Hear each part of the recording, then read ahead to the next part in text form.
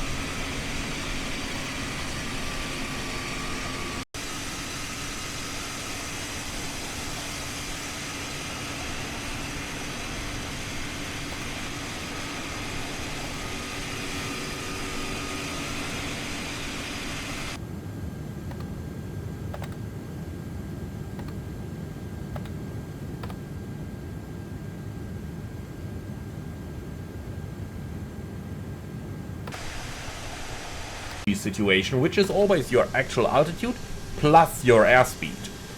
The A330 descends a little bit better than, or rather descends a little bit better in terms of economy, which means goes down worse than your typical other aircraft. Now, for every 1,000 feet you need to lose, you need approximately 4 nautical miles. Therefore, energy management is paramount in the Airbus A330. I do recommend that for every 1,000 feet you pass, you do a calculation in the back of your head. For example, reaching 4,000, we need 4 times 4, so that's 16 nautical miles, and we roughly have that at the moment. Now, keeping your airspeed under control is really one of the most important things when flying an Airbus A330.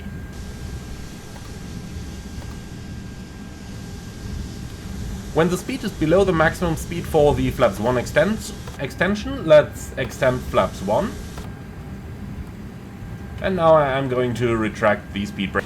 We need to meet the stable approach gate at 1,000 feet, however. For this reason, extending the flaps as we are slowing the aircraft down is paramount and should be done in due time so that the necessary drag is created. So, and flaps full. When the speed is nicely under control and getting close to the landing speed limit, then you can retract the speed brakes. But as you can see, when the flaps are selected to full, the speed brakes actually automatically retract. Now, once the landing gear is lowered, we can arm our ground spoilers, turn on the nose light and the runway turn-off light, and then read the landing checklist down from the ECAM memo. So, this concludes the approach tutorial in the Airbus A330. The landing is going to get a dead. Many airlines recommend that you do the same for the autothrust. Some actually already demand it to be either on or off, as it will be for the landing when passing 1,000 feet. Now let's go ahead and turn off the automatics over here, and then we'll talk a little bit about manual management of the approach. In the aircraft with Rolls-Royce engines, you're looking at generally around 46% N1 on the final approach, and in aircraft with the GE engine, you are looking at about 56%. In general, you should only do small corrections to the attitude and to the thrust, as is appropriate for the change in the flight path necessary. Reaching 50 feet, we look towards the end of the runway and use the radio altimeter to judge our height. So, flare, idle,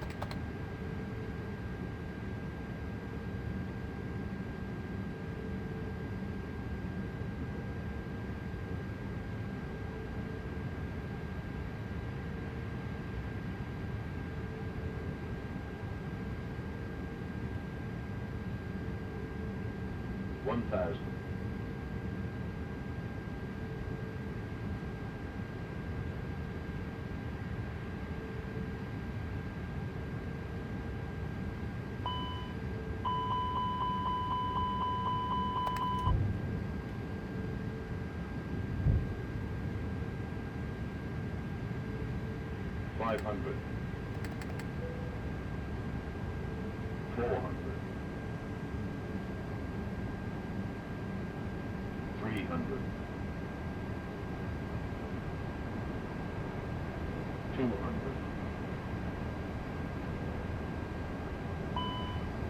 $100,